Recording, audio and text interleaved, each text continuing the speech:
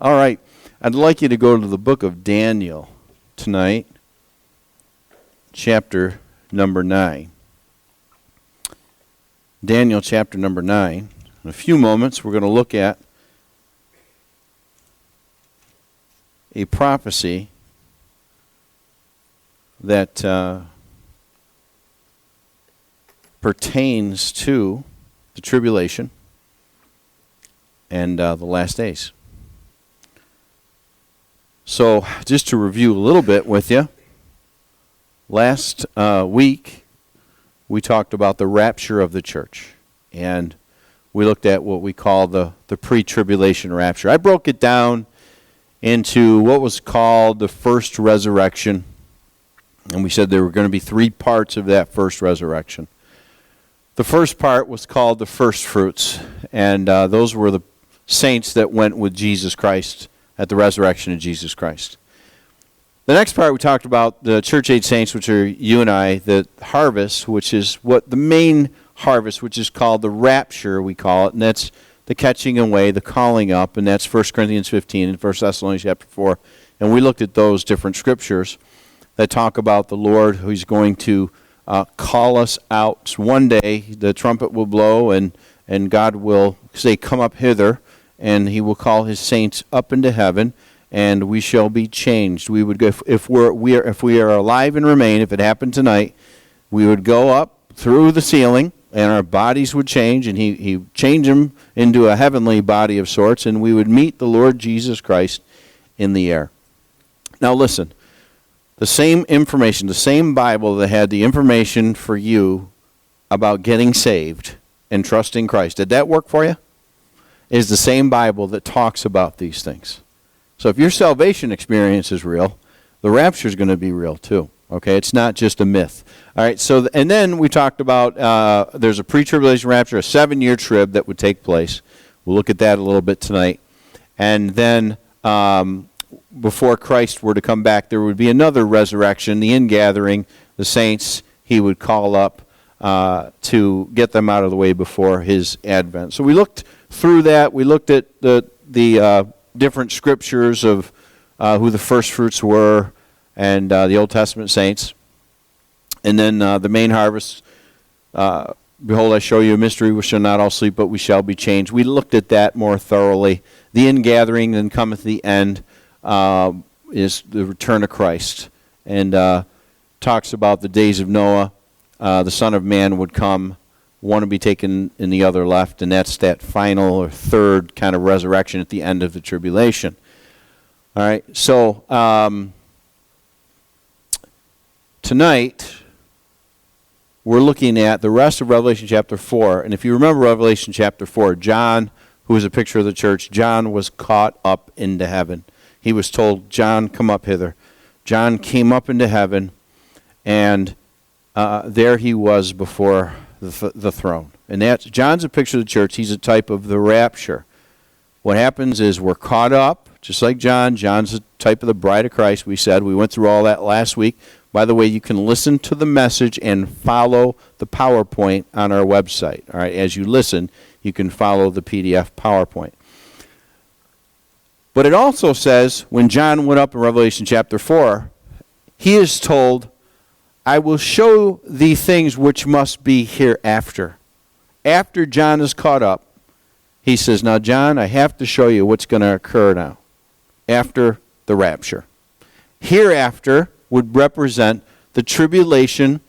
Very simple. This is a very simple principle. The tribulation is after the rapture. Okay? It's not the tribulation.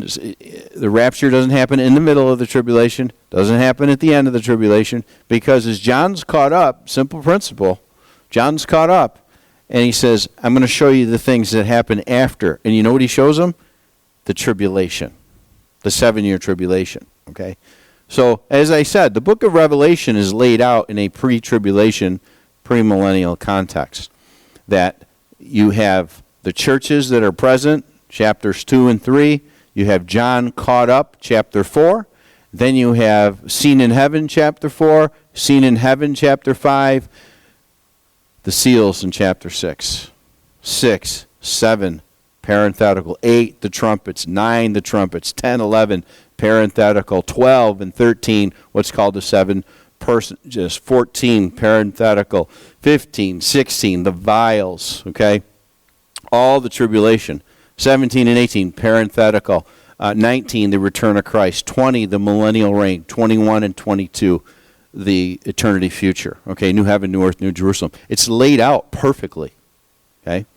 So, in Jeremiah chapter 30, verse 7, this is speaking of that tribulation period. It says, "Alas, for that day is great, so that none is so that none is like it. It is even the time of" whose trouble? Who's Jacob? What was his name changed to? It's the time of Israel's trouble, not the church's trouble. Not the church's trouble. Not the bride's trouble. All right? Not the Christian's trouble. It's the time of Jacob's trouble, but he shall be saved out of it. God will spare him. But it is the tribulation for God's program to go back. Remember, Old Testament, his program was with the nation of Israel, right? New Testament, his program has been with the Gentiles, the church.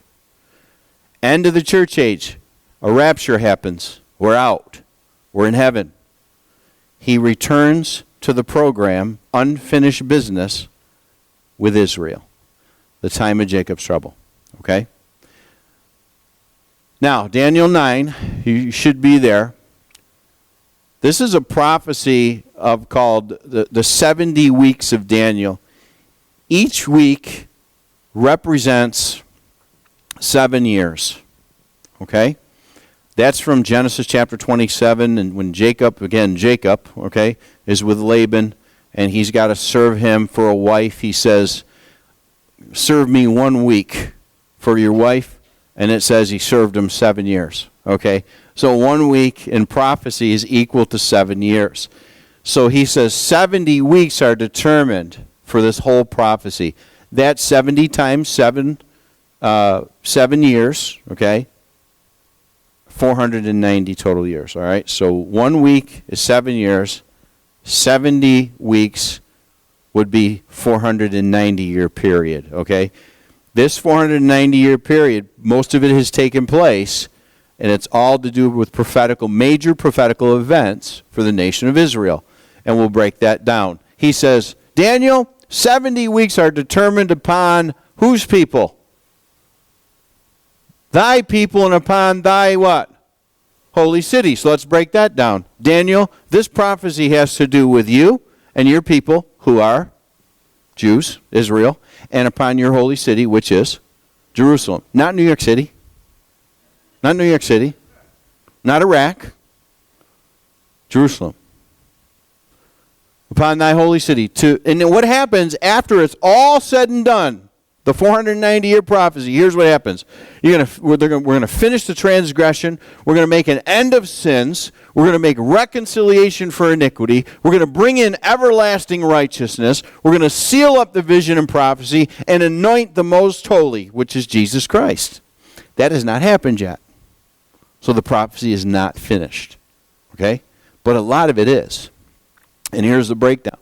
He says, "Know therefore and understand that from the going forth of the commandment to restore and to build Jerusalem," which at this time in Daniel's writing, Jerusalem lay in ruins and the temple lay in ruins. He says, when the commandment comes forth to rebuild, which it did by a king, all right, we'll get to that. He says,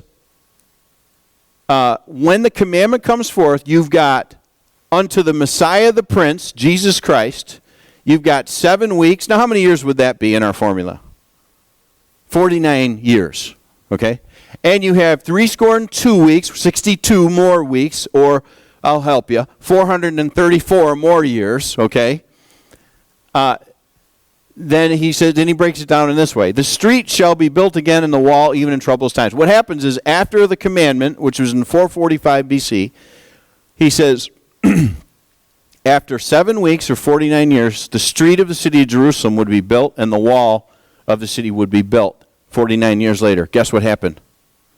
49 years later, after the decree of Cyrus in 445 BC, Jerusalem was rebuilt. That's history. That's a fact. That has happened. That's prophetical, but it's happened, okay? So after the 7 weeks, you got this. Now, then you got 62 more weeks. What's going to happen after 62 weeks following? It says, and after the 62 weeks, shall Messiah be cut off, Jesus Christ, the Messiah, would be crucified. He'd be cut off, not for himself, and he wasn't for himself, was he? And the people of the prince, small p, that's the Antichrist, shall come and shall destroy the city and the sanctuary, and the end thereof shall be with a flood, and unto the end the war, desolations are determined. We're going to look at that. Jesus talked about that. And then he, the Messiah, the prince, shall confirm the covenant with many for 1 week. How many years is that? 7. That's the tribulation. That hasn't happened yet. This has happened. Messiah did come 434 years after the city was built. Messiah did come.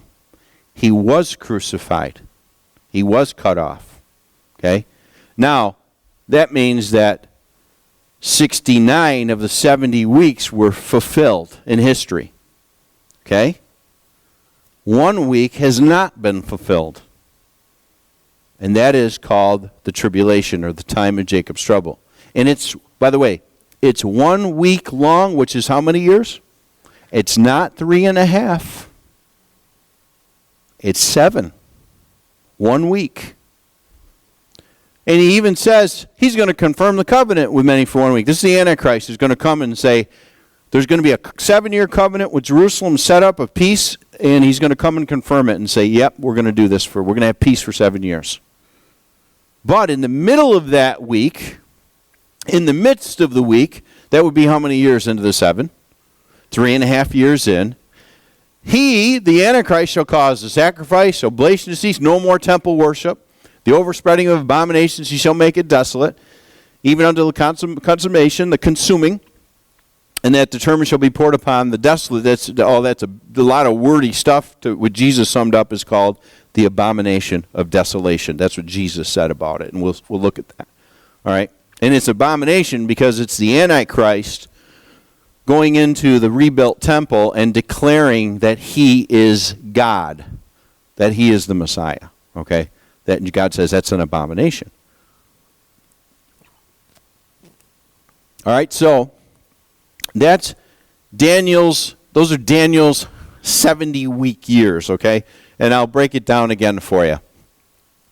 The entire prophecy has to do with Daniel's people, Israel, and Daniel's city, Jerusalem, okay? The 70 weeks represent 7 years per week, or a total of 490 years.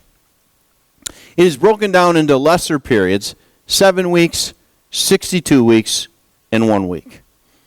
The commandment to restore and rebuild Jerusalem is from Nehemiah chapter 2 and occurred in 445 BC. The street and wall were built 49 years later. Therefore, 70 minus 7 is 63 weeks are left in the prophecy, or 441 years were left in the prophecy at that point. Okay, you follow me? Follow so far? Okay. Then, after 62 weeks, the Messiah would come and be killed. And he did. 63 minus those 62 equals 1 week, or 441 years minus the 434 years equals 7 years. All right, so 62 of the 63 weeks have been fulfilled.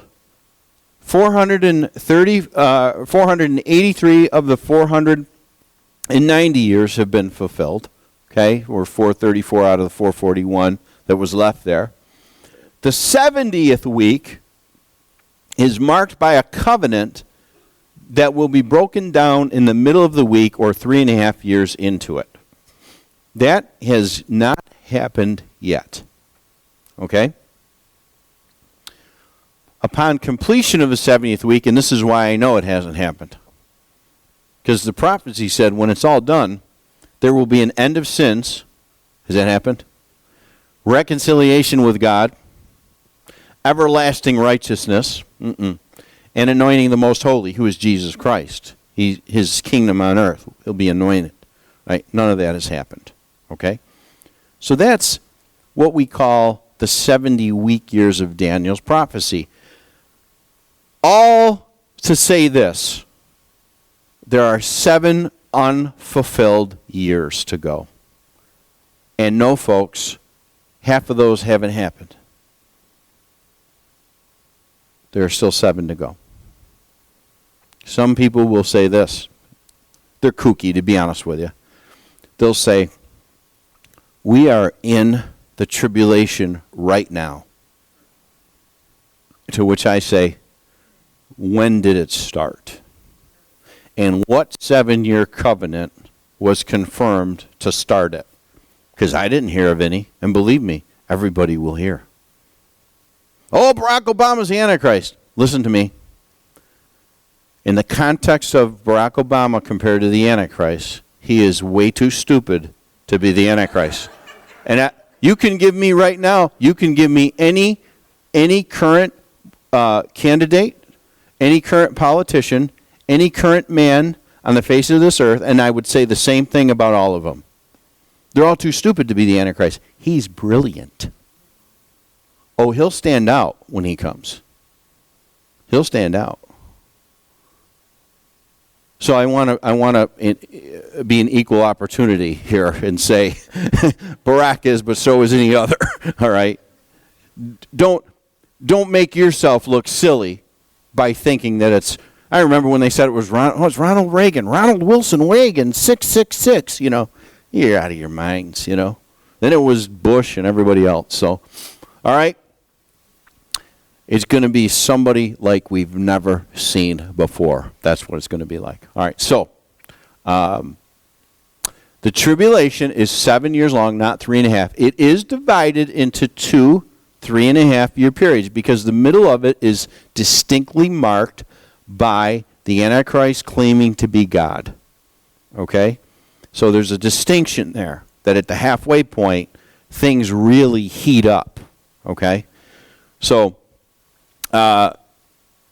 here's what Matthew 24 says. And I told you last week, we're going to go through a lot of Matthew 24 tonight, but I told you last week, there's not a Christian near Matthew 24. It's tribulation context. And here's what they ask him. Jesus went out and departed from the temple, and his disciples came to him to show him the buildings of the temple. And Jesus said unto them, see ye not all these things? Verily I say unto you, there shall not be left here one stone upon another that shall not be thrown down. And he sat upon the Mount of Olives, and the disciples came to him privately, saying, tell us, when shall these things be? And what shall be the sign of thy coming and the end of the world? That's a threefold question. When shall these things be? What is the sign of thy coming and the end of the world? Okay? So here's what we're going to do to answer those questions. Now, you can open up to these passages. If you can get both of them, you can compare. But we're going to compare Matthew 24 and Revelation chapter 6. Revelation chapter 6 takes us through what's called the seal judgments. Okay? As I said, John goes up into heaven. God says, look what's going to happen. And they open up the seals, and that's when the judgment starts on earth. That's the tribulation. Okay? We're going to see is parallel to one another. Matthew 24 and Revelation 6 are pretty close kin to one another. It's like the same events. Okay? So Jesus here is taking us through the tribulation of Matthew 24, and Revelation 6 is taking us through the tribulation with the seals, judgments. Okay? So we'll break this down. When shall these things be? And here's what he says.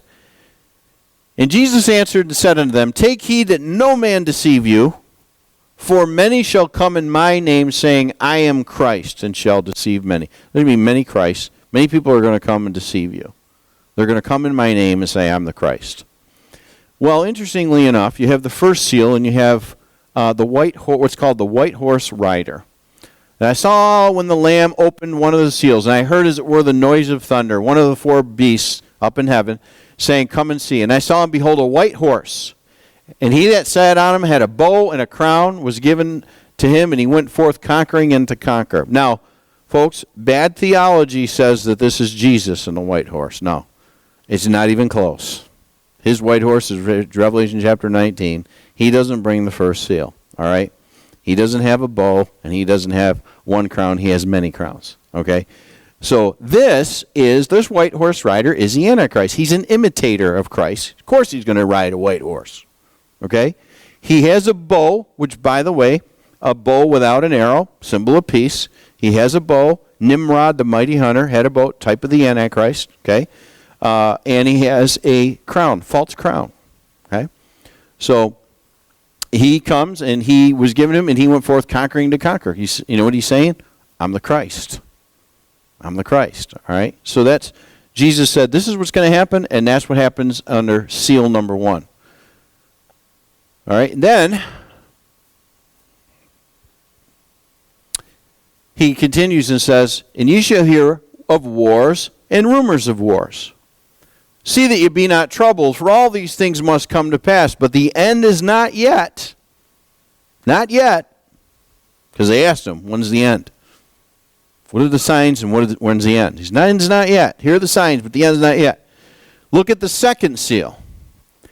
The second seal, the second beast said, come and see. And there went another horse that was red, and power was given to him that sat thereon to take peace from the earth, and that they should kill one another. And there was given unto him a great sword. Wars and rumors of wars, right? You got wars happening here in the second seal. All right? He's taking peace from the earth. The Antichrist sets up the peace. That's the second seal. Next sign. For nation shall rise against nation, and kingdom against kingdom, and there shall be famines and pestilences, earthquakes in divers places. Then he makes this statement. All these are the beginning of sorrows. Okay? That's the beginning. That's the first 42 months of the tribulation. That's the first 3.5 years, because I'm going to show you. Then the Antichrist takes possession. That's the last 42 months. Okay, if you follow this closely. He says, this is the beginning of sorrows. This is just the beginning. And he says, famines, pestilences, earthquakes. What does the third seal say? The third seal says, a black horse and a pair of balances in his hand. Those balances, they're the food rationing. They're balancing the weight and the money. It's food rationing. There's famines, all right? And it says here, and again, I heard a voice in the midst of the four beasts saying, a measure of wheat for a penny, starvation wages, basically, famines. 3 measures of barley for a penny, and see thou hurt not the oil and the wine. It's scarce. Be careful with the food. Be careful with the oil. Be careful with the wine. All right? And when he had opened the fourth seal, I heard the fourth beast say, come and see. And I looked, and behold, a pale horse, and his name that sat on him was Death, and hell followed with him, and power was given unto him over the fourth part of the earth to kill with the sword, with hunger, and with death, and beasts of the earth. Those are pestilences. Okay? And if we back up a little bit, you have famines and pestilences, and here you have famines and you have pestilence. Sword is a pestilence, hunger is the famine, death is a pestilence, beasts of the earth are considered pestilences. Okay? So that would match up with what Jesus is going through in Matthew chapter 24. All right? But remember, he said, again, back here, he said, these are just the beginnings of sorrows. Then he says, then, after the beginning of sorrows, then they shall deliver you up to be afflicted and shall kill you, martyrs. You shall be hated of all nations for my name's sake. Then shall many be offended and shall betray one another, shall hate one another. And many false prophets shall arise and shall deceive many. And because the iniquity shall abound, the love of many shall wax cold. But he that shall endure to the end, the same shall be saved. Let me tell you something. That verse right there has taken a lot of people to hell. Because they make that today. But he that shall endure to the end, the same shall be saved. Is that how we're saved? Is that enduring to the end? Is that how we're saved? No, that's a work. But in the tribulation, You got to endure to the end to be saved. You got to endure to the end. It makes sense in the tribulation. Now it doesn't. That's another reason to tell you, we're nowhere near this passage. We're gone. Okay? But he says, after the beginning of sorrows, then it heats up. You're going to have martyrs. And what happens in the fifth seal? Here's what happens on the fifth seal. When he had opened the fifth seal, I saw under the altar the souls of them that were slain for the word of God, martyrs. Just like Jesus said. They cried with a loud voice, saying, How long, O Lord, intrudest thou not judge and avenge our blood on them that dwell on the earth? And white robes were given unto every one of them, and it was said unto them that they should rest yet for a little season. By the way, that's also, when you cross-reference, that's 3.5 years, a little season. Until their fellow servants also and their brethren that should be killed as they were should be fulfilled. All right, their fellow servants, there's more killing to be done, in other words. Okay? So, why is this the midway point? Here's why. Here's what Jesus says. Then they're going to kill you. Then he says, when ye therefore shall see the abomination of desolation. That's what we read in Daniel 9. Spoken of by Daniel the prophet. Stand in the holy place. Whoso readeth, let him understand. This is just a passing thought, by the way. How important is it to read the Word of God? Whoso readeth what I'm telling you, let him understand. So he's talking about Daniel's prophecy. Well, here it is again, Daniel 9:27. And he, the Antichrist, shall confirm the covenant with many for 1 week. In the midst of the week he shall cause the sacrifice, oblation to cease, and the overspreading of abominations he shall make it desolate. Jesus called it the abomination of desolation. Abomination, desolate. Okay? Same thing. That happens right here.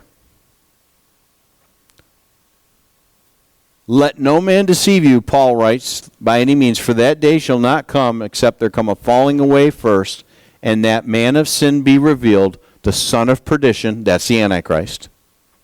What does he do? He opposeth and exalteth himself above all that is called God, or that is worshipped, so that he, as God, sitteth in what?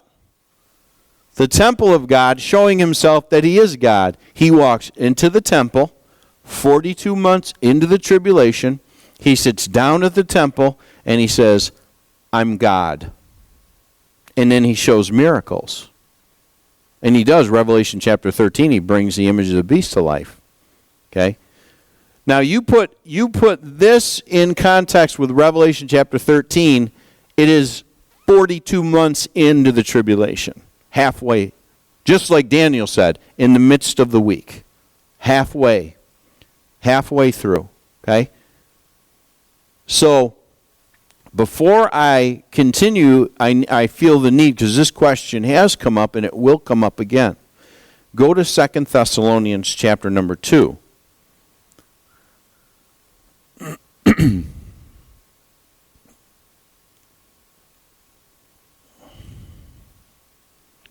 Second Thessalonians chapter number 2, Paul's letter to the church here. Now remember, in 1 Thessalonians, he wrote chapter 4 and said they were going to be raptured. Chapter 2, verse 1, he says, Now we beseech you, brethren, by the coming of our Lord Jesus Christ, and by our gathering together unto him. Stop right there. That's our gathering together unto him. That's what we call the rapture. Okay? We beseech you by this principle.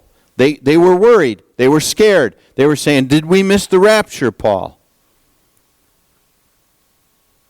He says that ye be not soon shaken in mind, or be troubled, neither by spirit, don't let your spirit be troubled, nor by word, somebody said something, nor by letter as from us, somebody wrote a letter that signed it from us, or you misunderstood our letter, as that the day of Christ is at hand. They're thinking, hey, Paul, we're told we're in the tribulation, and Christ is coming back any time now. He says, no, you missed, first of all, the gathering together of the saints first. Then, he says, here's what happens in verse 3. Let no man deceive you by any means, for that day, what day? The day of Christ is at hand. That's the second coming. Not the rapture, that's the second coming. Let no man deceive you by any means, for that day shall not come, except there come a falling away first, and that man of sin be revealed, the son of perdition. We read he was called the son of perdition here, right? Okay, the son of perdition, the Antichrist.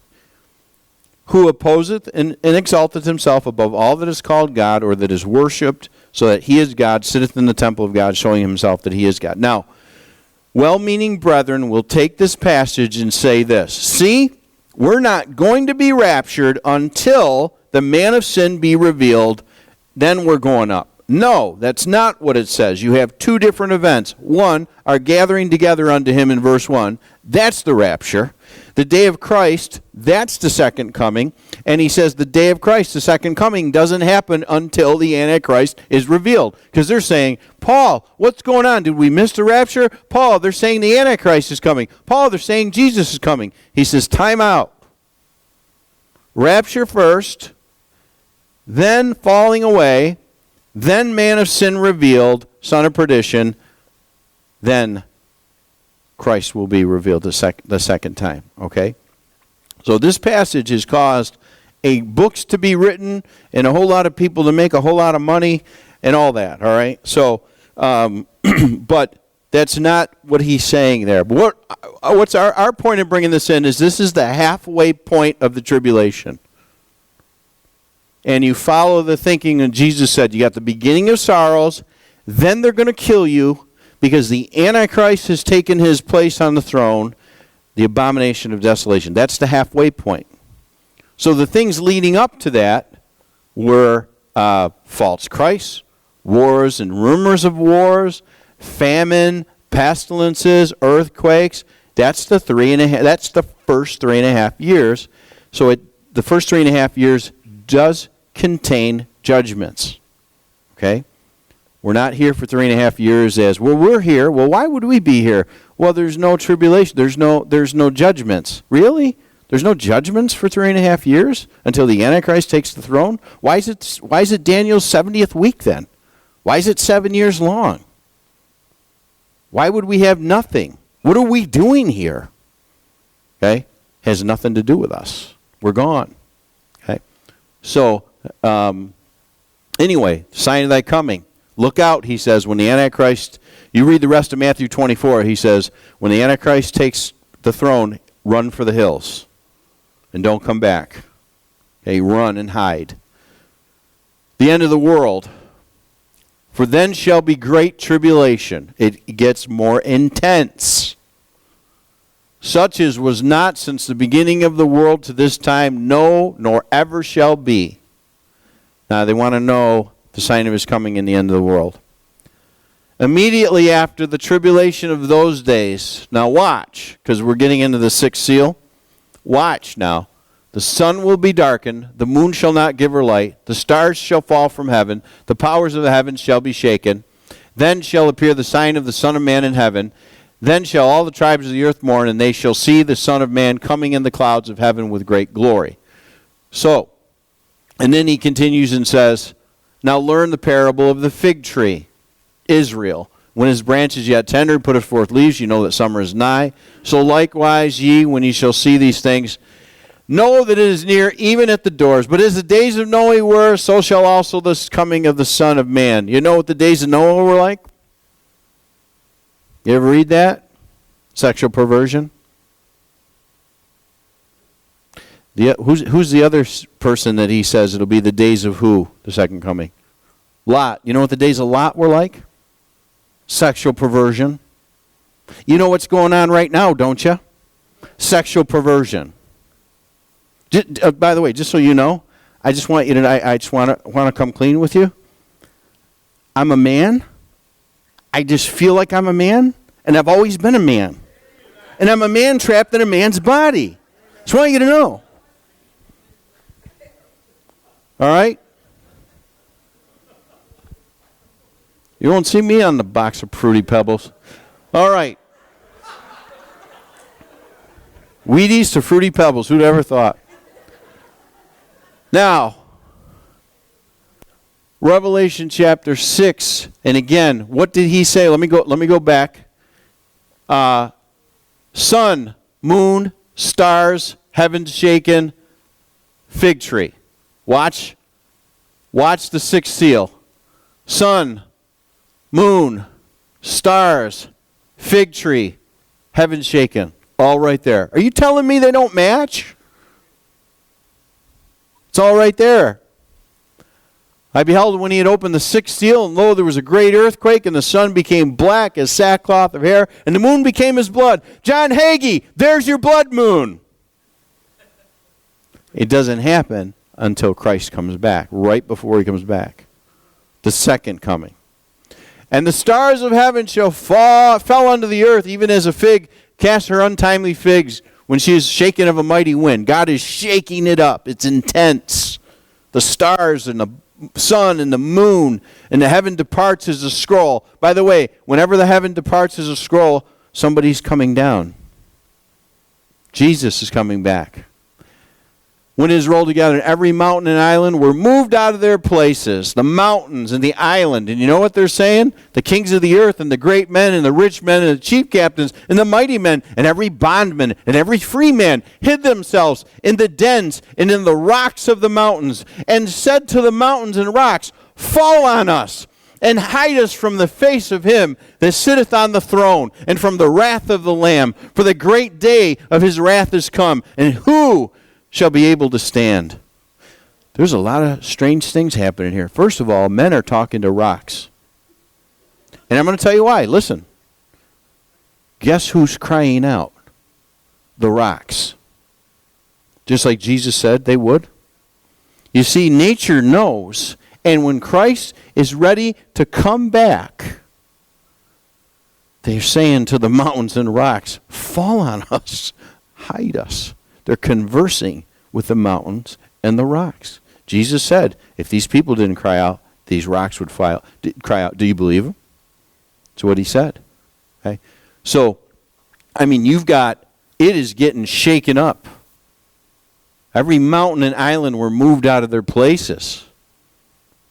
And everybody is hiding. Hide us from him. For the great day of his wrath is come. 2 Thessalonians chapter 2, he says it here. And when he says, that day, let no man deceive you, the day of Christ, for that day shall not come, except there coming falling away first the man sin be revealed, the son of perdition. Okay, that's the day of Christ. Not the rapture, the day of Christ, the second coming. Okay? All right, so that's where he says, you can see the parallel of Matthew 24. Jesus has taken you through the 7-year tribulation in Matthew 24. And you can see Revelation chapter 6, the seals have taken you through the tribulation. And, by the way, the 7th seal, silence in heaven. Cross-reference that. That's the second coming. Okay? And then you go through the 7 trumpets. You know what the 7 trumpets do? 7 trumpets take us through again. And you know what the 7 vials do? They take us through again. And you know what the 7 we call personages, not always taught, but the personages, Revelation 12 and 13, the beast, the second beast, the woman, all that, they take you through again. Okay? There's four times that the tribulation is recorded in Revelation. How many times was the first coming recorded? How many Gospels? Matthew, Mark, Luke, and John. 4 times you were taken through the same events. And 4 times you're taken through the same events of the second coming. Okay? Otherwise, if you don't teach it that way, and you teach, well, and I know the great people teach this, well, the seals bring forth the next phase, which are the trumpets, and they bring forth the next phase, which are the vials. The problem is that you will have Jesus returning 4 times. He only returns once. And what you have, the 4 times that are recorded, one being here, is another account of the same thing. Otherwise, now we got to go to the trumpet. Oh, he comes back again. Then we go through the oh, he comes back again. Oh, he comes back. No. He comes back once, but there's 4 times that it's recorded.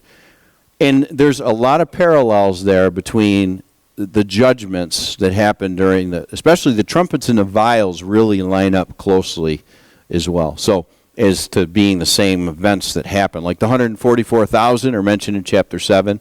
The 144,000 are mentioned in chapter 14. Again, you know what I mean? So it's because it's another account of that. So anyway, I say that to say, basically you have this, just a guess in what I see.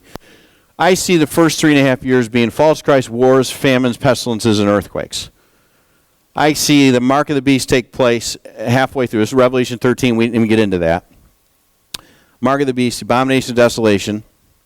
Then you have the rest of the seals, the trumpets, and the vials. Martyrs, sun and moon darkened, great earthquake, stars fall. Then you have the second coming of Christ. Okay? And that is basically your tribulation period. Okay? But it's 7 years, and the rapture happens first. Our rapture happens first. Pre-tribulation rapture, we go up. When we go up, look out. Look out, earth. Here come the seal judgments. Other people teach, well, there's first 3.5 years, that stuff is it's just natural stuff. It's, wars and famines. We have that now. Pestilences, we have that now. Earthquakes. Yeah, but you don't have the Antichrist on a white horse riding it, You don't have the horses sent from heaven sending it. These are the judgments of God being poured down. And yes, they get more intense as the time goes on, especially from the halfway point on, and the Antichrist takes the throne. They get more intense. There's no question about it. But it happens for all 7 years. Something happens, okay?